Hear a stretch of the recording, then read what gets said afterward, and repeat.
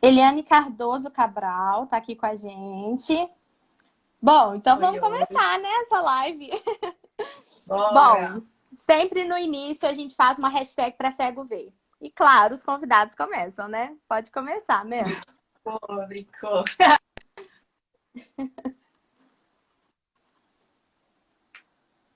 Ixi, Caio? sua voz tá falhando. Repete aí. Melhorou agora? Melhorou. Bom, eu sou branca, bem branca, principalmente durante quarentena. Tenho olho azul, cabelo liso, comprido, castanho claro. Eu, boa pergunta. Eu acho que eu tô com uma blusa rosa, mas provavelmente não deve aparecer. Eu tô com... Atrás de mim tem um nicho que tem uma bonequinha minha com a Hillary. E não Que sei se aparece gracinha. mais alguma foto, mas tem uma foto minha com meu namorado. E acho que é isso. Ah, que bacana. Bom, eu tô com uma blusa. Ela tem uma estampa de exército, né? Aquela camuflada, né? Não sei. Ela tem um decote V com uma cordinha trançando assim. Tô de cabelo de lado, maquiada e eu também tenho pele branca. Principalmente na quarentena, né?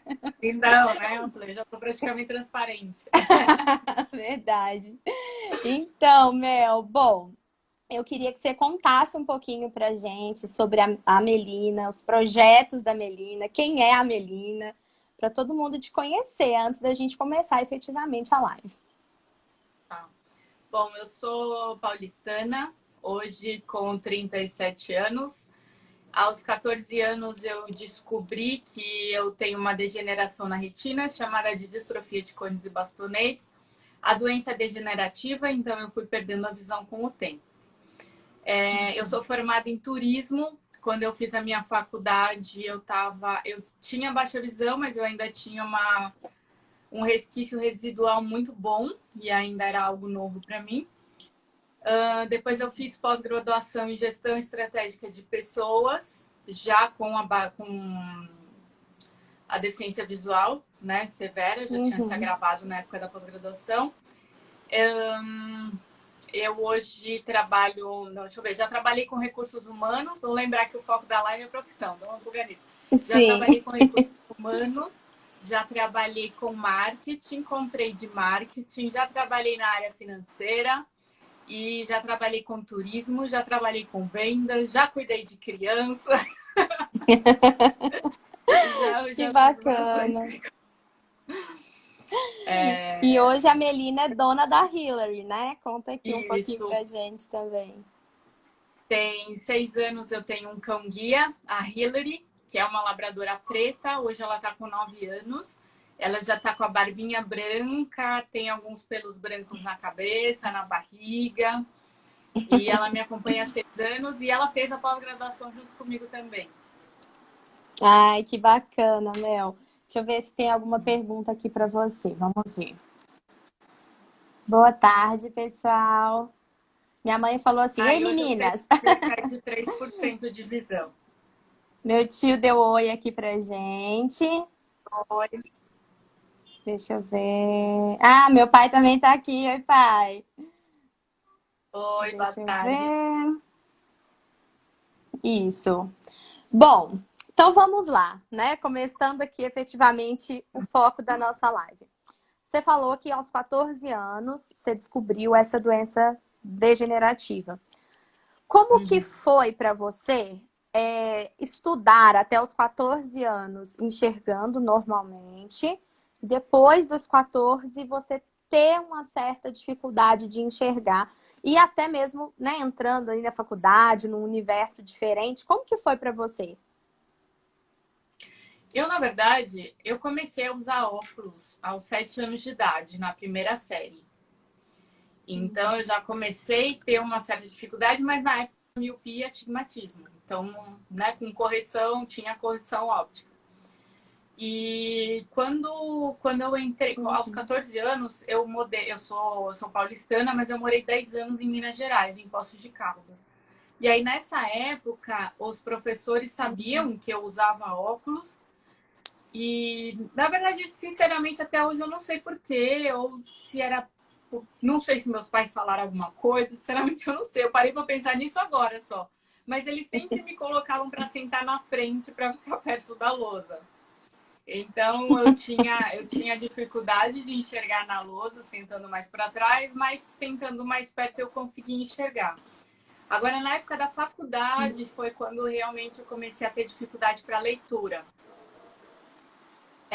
Eu Entendi. comecei a deixar de enxergar, ter mais dificuldade para enxergar na lousa. E para enxergar no caderno eu ainda conseguia, porque era de pertinho. Então eu fiz amizade com uma menina que ela me ajudou. Eu falo graças a ela que eu me formei, porque a gente estudava junta, a gente fazia trabalho junta. Quando era prova em dupla, a gente fazia junta. Ela estava sempre ali me ajudando bastante. Então foi um pouco mais complicado na época da faculdade, até porque eu morava em Minas e eu não tinha contato com nenhum deficiente visual, eu não sabia de recurso, era tudo novidade ainda para mim, não tinha tanto conhecimento como eu obtive depois, né? O meu último ano de faculdade foi muito tenso, porque eu precisava ler os livros para fazer TCC e eu não estava mais conseguindo ler. Quando eu ia ler, a linha duplicava. Foi bem sofrido o meu último ano de faculdade por essa dificuldade e teve outras questões ali de orientador de TCC que não me ajudou muito, enfim, várias questões, mas com Uhum. muita raça ali eu consegui me formar. E nesse meio tempo eu comecei a conhecer, na época de Orkut, as comunidades do Orkut, me sentindo velha agora, né? Sobre retinose pigmentar, que era o mais conhecido, né? O meu é distrofia de Gorins bastonetes, não é tão conhecido quanto o retinose pigmentar. E eu não achava nada referente assim ao meu caso específico. Então eu comecei a conhecer pessoas que tinham também a baixa visão para conhecer recursos para me auxiliar no computador, para começar a conhecer um pouco mais. Então eu comecei a usar o meu computador a tela escura, né, e letra branca, o zoom do próprio computador. Comecei a um pouco.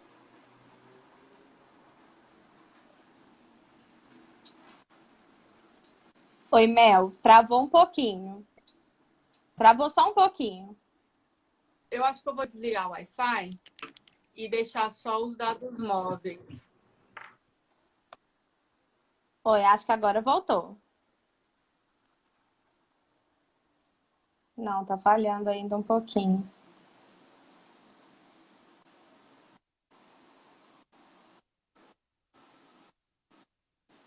Mel?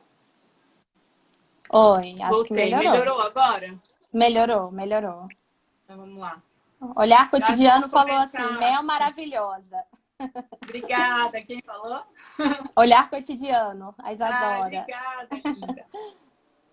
E E aí aí, foi continua. quando eu me formei em turismo e eu precisava entrar no mercado de trabalho. E a lei de cotas era muito recente, era tudo muito novo para mim também. E eu não conseguia arrumar emprego, porque quando eu chegava na entrevista, falava que eu tinha um pouco de dificuldade para enxergar. Por exemplo, eu me formei em turismo, então eu morava numa cidade turística.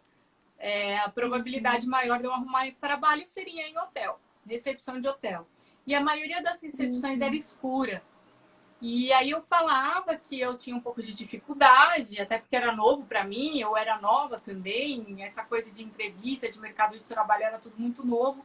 Eu acabava falando e as pessoas, eu gostei de você, mas eu tenho medo de você não conseguir exercer bem a sua função. E não me contratava. E assim foi, até que eu resolvi começar a trabalhar por conta própria e montei uma agência de excursão.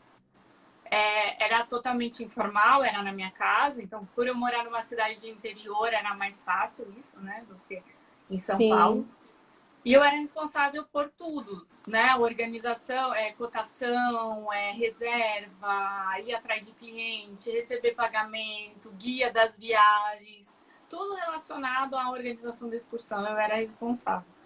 Então foi assim um entendi. pouquinho que eu comecei, realizei algumas excursões, mas depois eu acabei retornando para São Paulo e e acabei não conseguindo dar continuidade por essa questão que eu falei. Era uma coisa informal, São Paulo precisaria de um ponto, seria um esquema um pouco mais diferente do que era lá em Minas.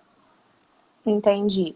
Então, voltando aqui um pouquinho na sua faculdade, então você teve apoio, né, de colegas, que você está dizendo, mas e os professores, eles te ajudavam assim, ou eles, sei lá, porque o TCC, a gente sabe que TCC, independente de qualquer coisa, ele já é um tormento, né, na vida de qualquer pessoa.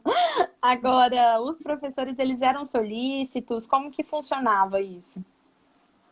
Eles até eram, mas eles também não tinham conhecimento, assim como eu não tinha. Uhum. Eles tentavam ajudar de alguma forma, mas eles não sabiam como me ajudar e eu não sabia também como eles poderiam me ajudar.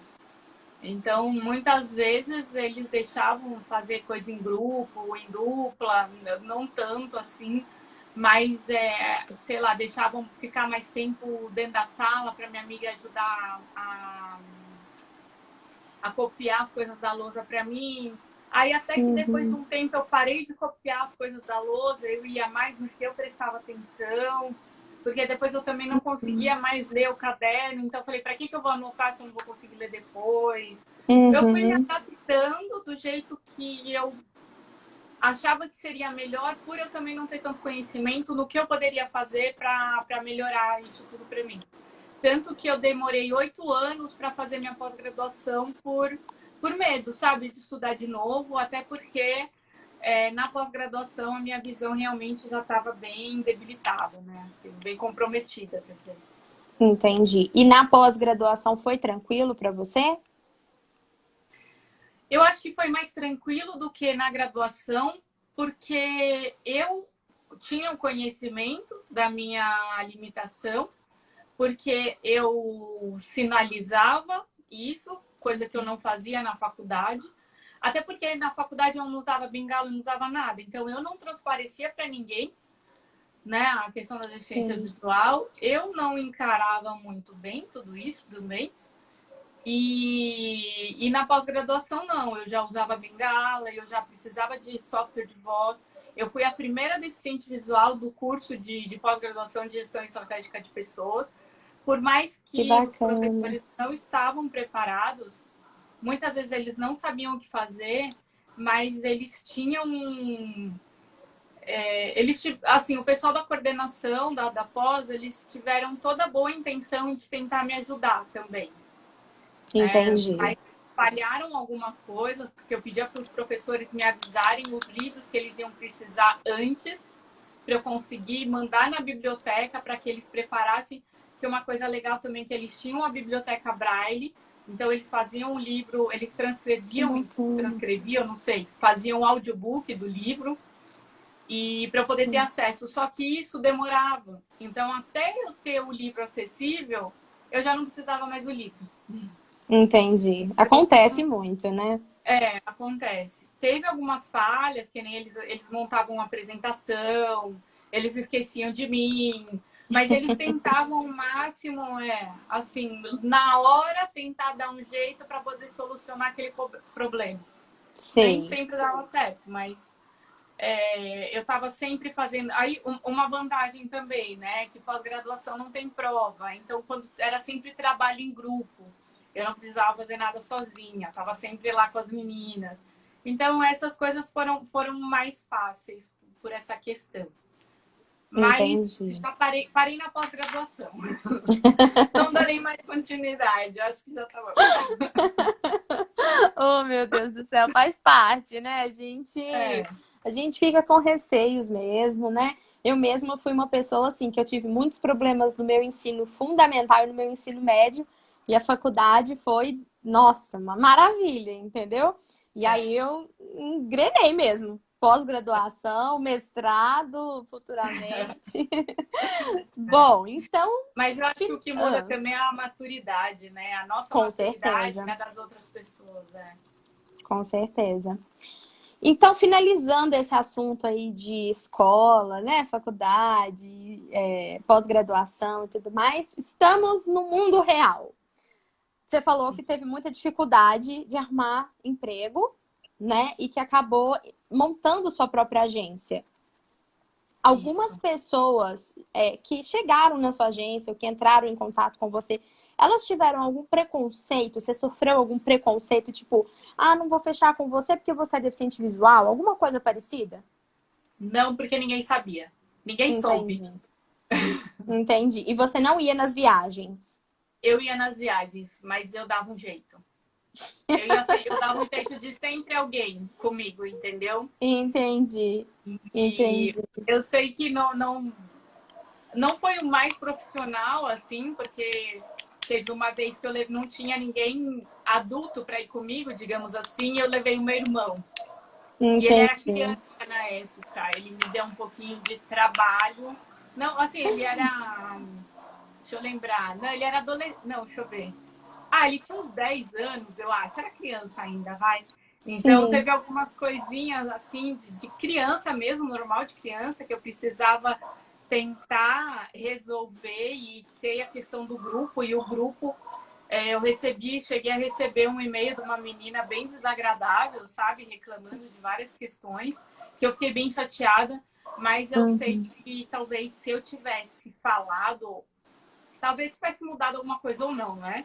Então, Uhum. eu acho que quando a gente está no início dessa questão da deficiência visual, nem sempre, quando a gente passa por esse processo da baixa visão, tal, nem sempre a gente aceita muito bem Uhum. essa condição. É um processo, né, Mel? É um É um processo que a processo. gente tem que passar e é o que você falou antes, né? Muitas vezes a gente não tem condições de ajudar as outras pessoas porque a gente mesmo está um pouco perdido, né? É É, um processo de adaptação, de se acostumar mesmo, né? De aceitação, né? sim. Entendi. E aí nos outros, aí quando você voltou para São Paulo, você continuou com o turismo ou aí você passou para um outro ramo? Eu passei por outro ramo. Eu tentei continuar com turismo, mas eu não consegui arrumar nenhum emprego na área de turismo aqui. E aí eu fui Entendi. parar em recursos humanos. Eu fui parar, na verdade, eu trabalhava meio período na área financeira e meio período em recursos humanos. Foi quando eu trabalhei pela primeira vez na lei de cotas. Foi uma área Ah, que totalmente legal. nova. Uhum. Eu não conhecia nem de uma coisa e nem de outra, porque eu fiz faculdade de turismo, então era algo totalmente novo que eu precisei aprender, além de também ter que me adaptar com a tela de aumento, com software de voz no computador. Foi aí que eu Sim. comecei a ter mais proximidade com os recursos de acessibilidade, porque a empresa já tinha um funcionário com baixa visão. Então, digamos que eu aprendi muito com a empresa e com ele, né? A gente é amigo até hoje, isso já fazem Que bacana. mais de 15 anos. E caramba, Tá se e foi bem. entregando, hein, Melina? Tá se entregando. Não, faz mais de 10 anos, fazem 13 anos. E, e foi bem legal, assim, foi aí que eu comecei a ter contato, aí eles compraram um monitor, acho que era 19 polegadas, não lembro, sei que era um monitor enorme para mim. Foi aí que eu Uhum. comecei a realmente me aproximar dos recursos e desse mundo da deficiência visual, mas ainda não usava bengala nessa época. Entendi. Entendi. E aí depois você saiu dos recursos humanos e foi para qual área? Aí eu fui morar nos Estados Unidos. Ah, que bacana, é verdade. Você morou em Orlando, né? Morei em Orlando. Morei um ano Ai, e que 3 meses. sonho. E como que foi Morei um essa ano. experiência? Conta pra gente. Então, foi. Só um minutinho. Pronto. Uhum. Foi uma experiência muito boa. Foi quando eu trabalhei com criança, eu trabalhei como babysitter. Também os pais não sabiam da minha condição visual, mas eu enxergava bem mais do que hoje. Na época eu tinha 20% de visão. Então, assim, como eu Entendi. precisava trabalhar, tudo que aparecia assim de oportunidade eu tentava fazer. Então, digamos que assim o meu fixo entre aspas era cuidar de criança, mas eu já limpei chapa de padaria, eu já trabalhei como garçonete. E aí nessa de garçonete eu dei graças a Deus que eles me colocaram para pegar as bebidas, porque em momento nenhum eu achei indicado avisar que eu era deficiente visual, não. Eu escondi sempre isso ao máximo, sabe? E aí Entendo. eu falei, bom, para pegar as coisas na geladeira, eu consigo pegar. Aí eu dava um jeito e sim, fui me virando. Fui 1 ano e 3 meses virando nos Estados Unidos. E aí eu voltei dos Estados Unidos e fui trabalhar em marketing. Entendi. Também área totalmente desconhecida, área nova, que eu fiquei aprendendo. Entendi. Só uma pergunta, Mel. Lá em Uhum. Orlando, você estava estudando também ou você foi especificamente para trabalhar? Não, a minha ideia era estudar inglês, mas eu comecei a estudar numa igreja, que era um curso gratuito de inglês, só que aí eu arrumei trabalho no horário que era a aula. Então, eu priorizei trabalhar para poder pagar minhas contas e eu dei um jeito de aprender inglês sozinha. Então, assistindo televisão, escutando rádio com as crianças, eu ia me virando. Então, Entendi. foi diferente. E quando eu estudei, tinha um amigo que fazia aula comigo, então ele me ajudava. Só que eu fiz, sei lá, acho que 2 semanas de aula, talvez. Foi pouco mesmo. Entendi. Ó, temos uma pergunta aqui para você, ó. Uhum. Ricardo Reis. Mel, como que você vai marcar a próxima viagem?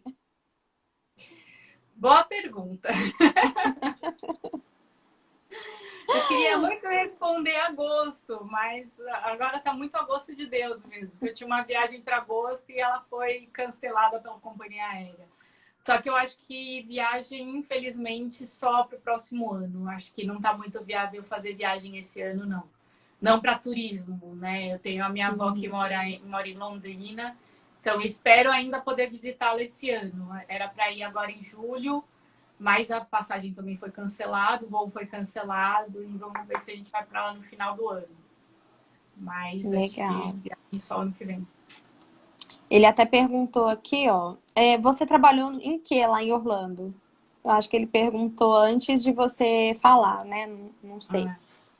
Sobre a babysitter e tudo mais. Você quer só dar uma pincelada aí para respondê-lo?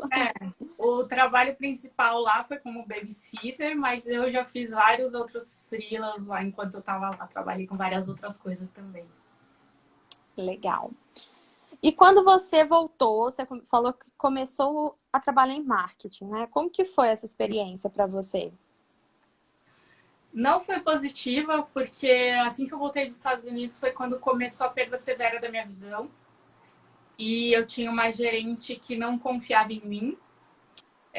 Porque eu dei muita sorte, porque a gerente que me contratou, 1 mês depois que eu entrei na empresa, ela saiu. Nossa. E aí eu fiquei meses sem gerente, o analista tentando ocupar o cargo de gerência, então ele não me passava serviço. E aí eu estava naquela fase da perda da visão e de estar numa empresa nova e de ter voltado para o Brasil meio que antes do que eu gostaria. E vários fatores ali influenciando até que começou a nova gerente e ela não me passava serviço. Ela achava que eu não era capaz de fazer as coisas. Ela não acreditava de fato no meu potencial. Isso foi muito complicado porque era uma época que eu também não estava acreditando no meu potencial. Eu achava que por causa do agravamento da minha visão eu não conseguiria fazer as coisas. Então eu precisei aprender a lidar com todas essas questões para acreditar em mim e acreditar no meu potencial. Mas foi um período bem delicado, foi bem complicado. Assim, acho que os colegas de trabalho eram bem prestativos, assim, bem atenciosos, Uhum, mas a gerente mesmo foi complicado lidar com isso. entendi. É sempre muito complicado, né? A gente ter um chefe que não acredita na gente, né? Sim. E a gente sabe que é muito pela deficiência, né? Muito pela. Não, Acha que a gente não é certeza. capaz, né? Isso daí é certeza que era esse o motivo. Aí depois eu Uhum. fiquei 2 anos e meio lá. E aí eu saí e fui trabalhar com recursos humanos. Não, mentira. Fui trabalhar em trade marketing. Foi muito legal. Uhum. Os gerentes, eles eram maravilhosos, era um pessoal muito bacana. E foi bem legal. E como eu fiz a minha pós-graduação em gestão de pessoas, então eu consegui depois uma oportunidade interna de migrar de área. E aí eu fui trabalhar com recursos humanos, trabalhar com recrutamento e seleção do time de diversidade. Então eu fazia o recrutamento das pessoas com deficiência para trabalhar na empresa. Então foi muito legal também. Eu aprendi bastante coisa. Acho que sempre tem umas coisas que não são tão agradáveis, por mais que as coisas estavam indo bem, mas eu sei que muita coisa era diferente por eu ser uma pessoa com deficiência. Tive algumas, sei lá, algumas restrições, assim, algumas coisas um pouquinho complicadas. Espera aí que eu só vou abrir a porta aqui para a Hillary. Tá bom. Eu tô escutando a patinha dela aqui. Vem, meu amor. Oh, que gracinha. Meu amor. Deita aí, se não derrubar o tripé. Deita aí. Senão cai tudo. Espero ter voltado certinho pra frente. Qualquer coisa, pessoal, avisem aí, tá? Se a Melina não estiver aparecendo direitinho. Mas foi uma experiência muito positiva. Eu acho que deu para dar bastante dica lá, né? Eu percebi que as pessoas que trabalham com recrutamento e seleção muitas vezes não têm um conhecimento ali, não são pessoas com deficiência. E eu acho que ter pessoas com deficiência dentro do time de diversidade é muito importante. Com certeza, que bacana. Então, essa experiência para você foi inovadora, né? Porque você conseguiu realmente trazer para as pessoas a sua deficiência e ser aceita, né? Isso é muito legal. Sim. E era muito engraçado porque como eu, pessoa com deficiência, entrevistava pessoas com deficiência, muitas vezes os candidatos se sentiam tão à vontade que eles me contavam coisas que eu pensava assim, você poderia ter me escondido isso, porque se você não tivesse me falado isso, eu te contrataria. Mas eles falavam coisa que infelizmente eu falava, ai, não vai rolar, sabe? Eu ficava muito triste com isso. Mas era engraçado, porque eu acho que eles se identificavam, se sentiam à vontade, e acho que me viam como uma pessoa, uma amiga ali, não como recrutadora, sabe? E aí às vezes falavam mais que deveria falar na entrevista. Oh, meu Deus. Então, e aí depois que você saiu dessa empresa, você já entrou novamente no ramo do turismo ou passou por mais outras experiências? Aí eu voltei para o ramo de turismo. Eu fui desligada dessa empresa. Eu passei por um momento de vida bem delicado nesse ano e foi um momento que eu precisei me reinventar, que eu precisei, ressurgir das cinzas, porque foi um ano muito difícil mesmo. E foi aí que eu resolvi trabalhar com o que eu gostava e fazer algo para mim. E foi quando surgiu a ideia de criar o blog.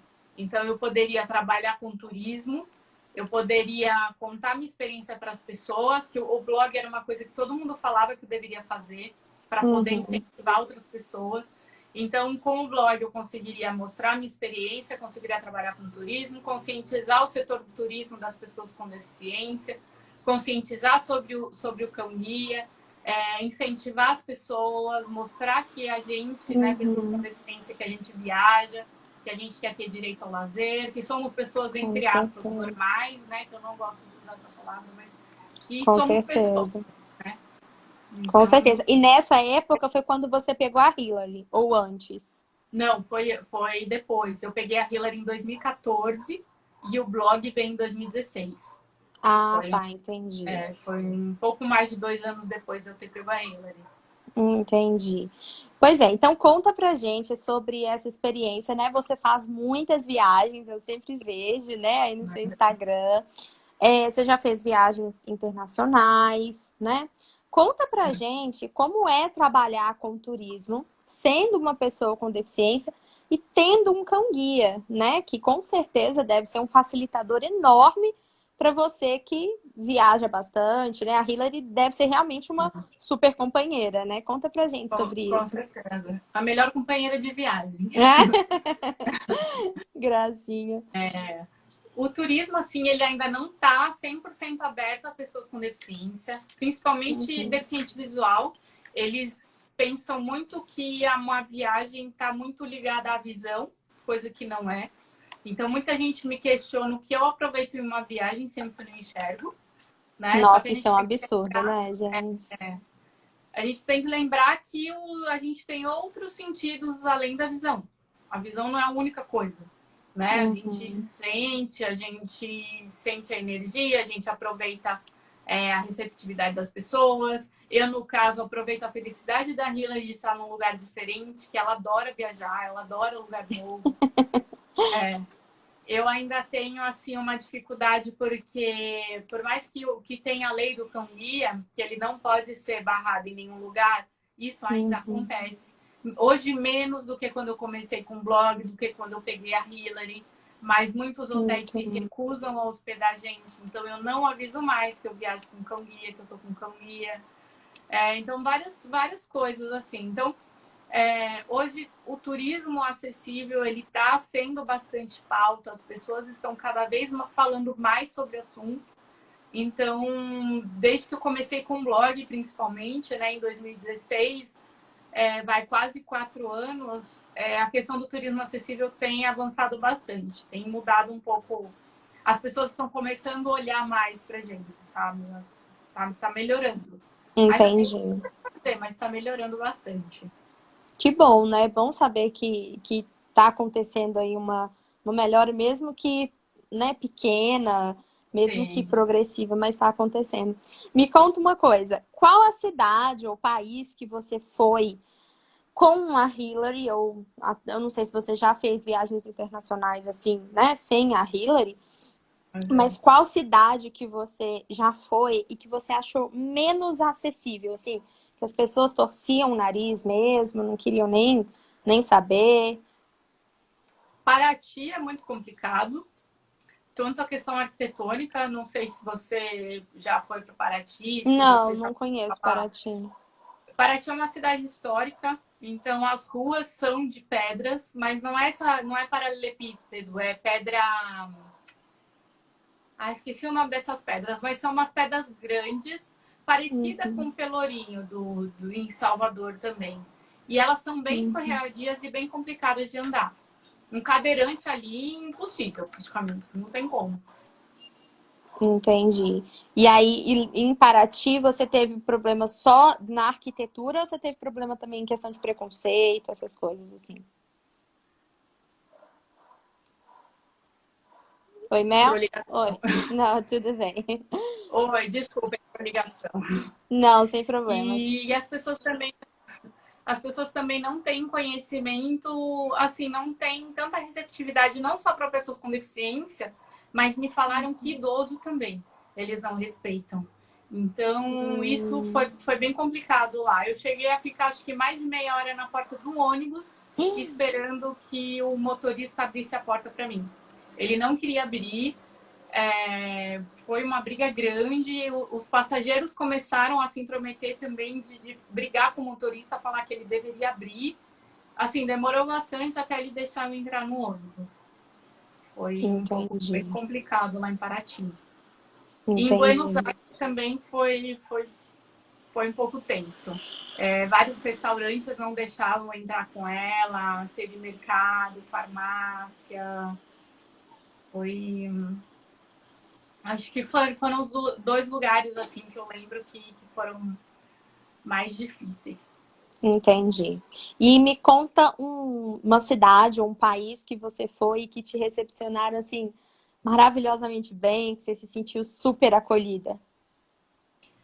Uruguai é um país que eu adoro de paixão. As pessoas lá muito receptivas. Todo mundo, assim. Eu não tive problema. Eu tive problema em um cassino só, mas que depois o gerente veio pedir desculpa, dizendo que o segurança não sabia, não tinha conhecimento. Mas eles estão trabalhando fortemente lá com turismo acessível.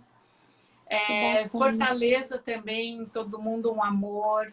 Belo Horizonte, a gente foi super bem recebida. Ah, pois é, que bom. Bom saber. Foi. Eu fui para aí, assim, já esperando ter problemas, mas eu não tive problema nenhum em hotel e restaurante nenhum, nem para pegar Uber eu tive Que problema. ótimo.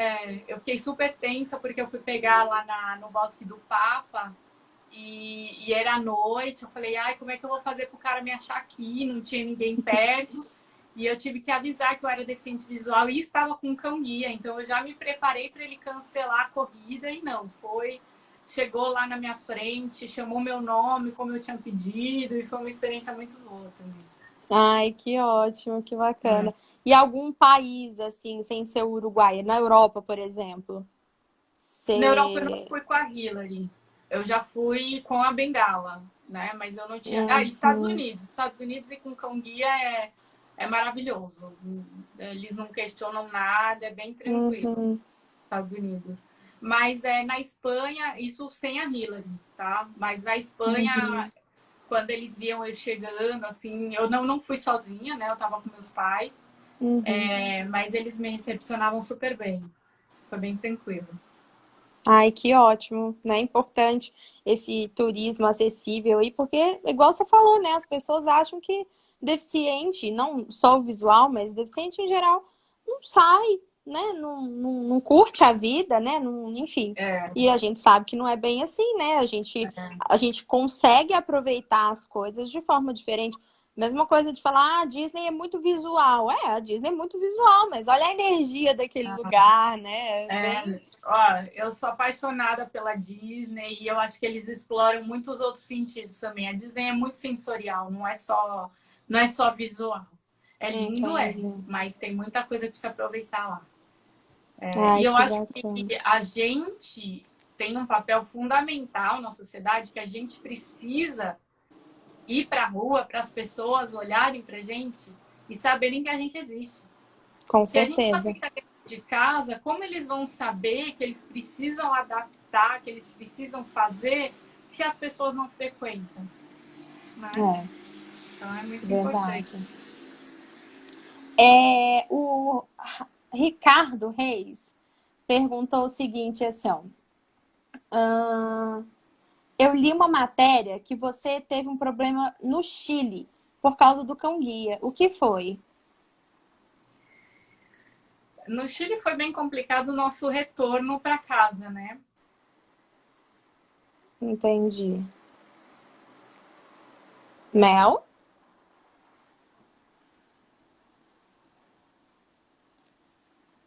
Oi, Mel?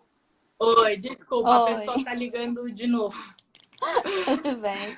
Ai, Gabi tá aqui com a gente. Gabi tá sempre com a gente. Oi, Gabi. Ah, e aí? Aí, o que aconteceu no Chile? Então, no Chile, na hora de voltar, a companhia aérea exigiu que a Hillary usasse focinheira. Hum, E cão-guia não pode usar focinheira. Não tem, eles não estão acostumados a usar focinheira. Como é que eles vão guiar a gente usando uma focinheira, usando um negócio que incomoda eles? Então foi muito tenso, porque eles não me deram o meu bilhete de embarque se eu não comprasse a focinheira. Eles só me deram depois que eu comprei a focinheira que eu mostrei para eles. Fora que eles ficaram uhum, exigindo que ela estivesse usando um avental, que tivesse um monte de coisa que não é comum o cão-guia, pelo menos no Brasil, usar isso. Eles falavam para mim, mas como é que eu vou saber que é um cão-guia? Falei, tá aqui a carteirinha dizendo que é um cão-guia, o arreio dizendo que é um cão-guia, ela tem todo o equipamento, né? Só não tem um uhum. avental. Mas imagina, avental É quando usa complicado. é filhote em socialização que usa um avental, usa uma bandana. Agora o cão-guia em si não. Então foi bem tenso, assim, nossa volta para casa por essas questões. E no fim, quando a gente foi entrar no avião, por ela não estar acostumada a usar a focinheira, ela ficou tirando a focinheira. Aí o pessoal começou a rir e falou, ela não está acostumada, né? Tipo, eu paguei a focinheira à toa, porque ela nem precisou usar Uhum, no fim das contas. Mas foi bem chata essa situação. entendi. Ele perguntou aqui também atrás, ó, se você já passou algum mico. Ah, acho que mico a gente sempre paga, né? eu já entrei em banheiro masculino, sabe? Porque eu pedia para ela achar banheiro e ela entrava no banheiro masculino. Às vezes, assim, que a gente tem muito essa questão de enxergar com o tato, né? E eu ia tentar, sei lá, ver alguma coisa, ia colocar a mão, tinha alguém ali, né? Algumas coisas assim. Mas Entendi. agora, sim, exatamente, não tô lembrando muita coisa. Entendi. Cibele tá aqui com a gente também. Oi, Si. Vai, Deixa eu ver se Sibeli. temos mais perguntas aqui. Ahn, Acho que não, Mel. Deixa eu só confirmar aqui.